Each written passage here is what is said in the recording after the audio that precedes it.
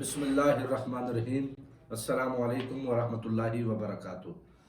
معزز ناظرین و سامعین، آج ہم آپ کے سامنے ایک خاص مسئلہ بیان کرنے جا رہے ہیں، اور وہ مسئلہ یہ ہے کہ کیا ناک میں نتھ ڈالنا، یعنی عورت جو ناک کے اندر سوراخ کر کے کان کی طرح کوئی بالی وغیرہ یا کوئی اور اس کی مثل چیز ڈالتے ہیں، کیا یہ سوراخ کرنا یعنی یوں نتھ ڈالنا درست ہے یا نہیں ازرو شرع؟ معزز حاضرین، یقیناً یہ چھوٹے چھوٹے مسائل اور اہم مسائل ہیں، انہیں سیکھنا اور سمجھنا چاہیے، اور ازرو شرع انہیں دیکھنا چاہیے کہ ہمیں اس میں شریعت کا کیا حکم ملتا ہے۔ معزز ناظرین و سامعین، یہ جو ناک میں سوراخ کر کے عورتیں ڈالتی ہیں، اسے خزام کہا جاتا ہے، یعنی اہل عرب جسے آج کل زمام کہتے ہیں۔ ویسے اس کے لیے خزام کا لفظ ہے، لیکن اہل عرب آج کل زمام کہتے ہیں۔ یہ سوراخ اس طرح سے کرنا یہ جائز ہے، کیونکہ دیگر لباس اور زیورات کے مانند اس کے بھی پہننے کی ایک عادت ہو گئی ہے، یعنی جس طرح دیگر لباس اور زیورات پہنے جاتے ہیں، یہ بھی اسی طرح پہنا جاتا ہے زیب و زینت کے لیے، اور اس لیے اس کے استعمال میں کوئی مذائقہ بھی نہیں ہے، کہ اگرچہ یہ بعد کی ایجاد ہے، اس کو بدعت بھی کہا جا سکتا ہے۔ یہ عبادات اور دینی امور میں مذموم ہو سکتی ہے، مگر امور عادیہ اکل و شرب وغیرہ میں مذموم نہیں، کیونکہ اس کے کرنے والے کا مقصد تقرب الی اللہ نہیں ہے، بلکہ محض ایک استعمال مقصود ہے، زیب و زینت کے لیے مقصود ہے۔ جس طرح عام عادتاً زیب و زینت کے لیے لباس وغیرہ یا عورتیں دیگر زیورات پہنتی ہیں، یوں یہ بھی اسی زیب و زینت کے لیے عورتیں پہنتی ہیں، اور ایک معاشرے کی ایک عادت بن چکی ہے۔ تو اس کو علماء نے بیان کیا ہے۔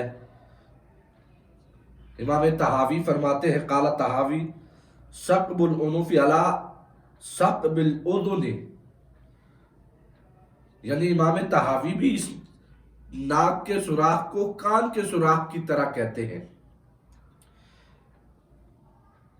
یوں ہی صاحب رد المختار کہتے ہیں، صاحب کتاب نے ان کا قول بھی ذکر کیا ہے کہ کما نقلہ صاحب رد المختار تحت قول صاحب الدرر وحل یجوز الخزام فی العنف لم اراہ قلت ان کان مما تزیین النساء به کما ہوا فی بعض البلاد فہوا فی کثقب القراء، یعنی صاحب رد المختار نے بھی اسے جائز کہا ہے۔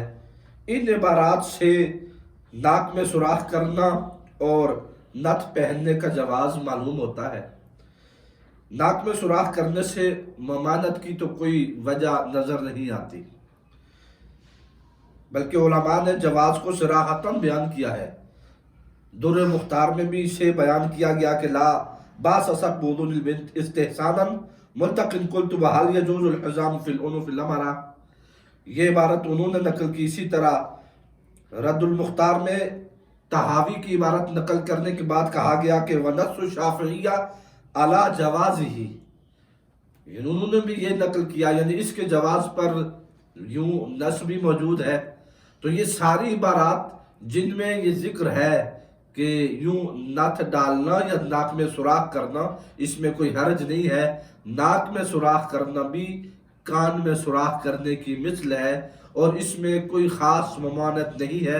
یہ بھی محض زیب و زینت کے لیے ہے، یا اس کا محض استعمال مقصود ہے، کوئی عبادتاً ایسا نہیں کرتا۔